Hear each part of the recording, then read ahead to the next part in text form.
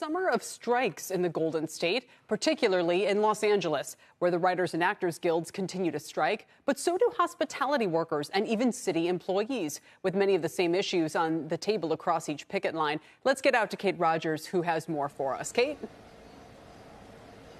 Hey, Kelly. Some are calling it a hot labor summer out here in Los Angeles and across the state of California. As you mentioned, there have been ongoing strikes of writers and actors, which you can see behind me here. But there's also been a weekly strike of hospitality workers in the city, as well as a one-day strike of 11,000 city workers across Los Angeles. Data from Cornell show that there have been more than 55 strikes spanning 95 locations in the state since the start of the year. And a big reason for some of the workers to be on strike is housing inequality in the state.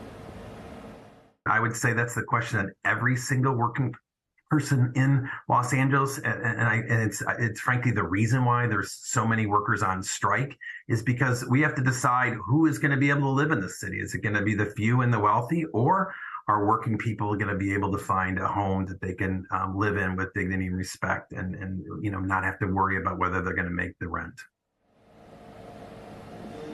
And while housing and wealth inequality are long-standing issues in the state of California because of its high cost of living, UCLA economist Chris Tilley told us and warned California may be the first to see this type of massive labor uprising in the country, but it certainly won't be the last, pointing to other states like Texas, where so many California residents fled during the pandemic, also facing a lot of the same issues: high cost of living, rising rates of homelessness, maybe not to the extent the state of California has seen, and also unemployment rates on the way up. So again, California may be the first to see this kind of big uprising among so many different types of workers, but likely will not be the last, guys. Back over to you.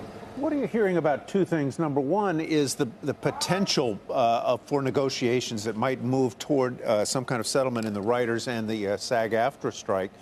But also the broader effects on the economy in California, where so many people are tied to the production business and related things, whether it's catering or restaurants or whatever, who are tied to this sort of entertainment ecosystem, I guess I'd call it.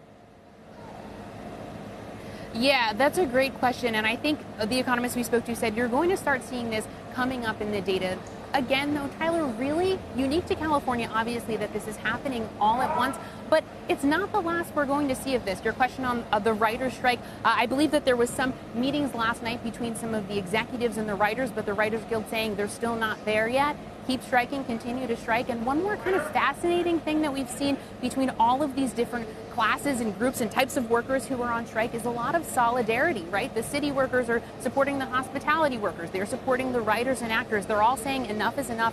It's too expensive here. We need pay increases. We need job protections. We need better working conditions. And that's something that a lot of the organizers that I've spoken to said they've been doing this for years and they have not seen that type of solidarity in other strikes and situations, which is really interesting. You mentioned things, working conditions among them, but doesn't it really all boil down to pay? When you look at the settlement between UPS and the Teamsters, as I read that, there was a very generous increase in pay that basically got the deal done.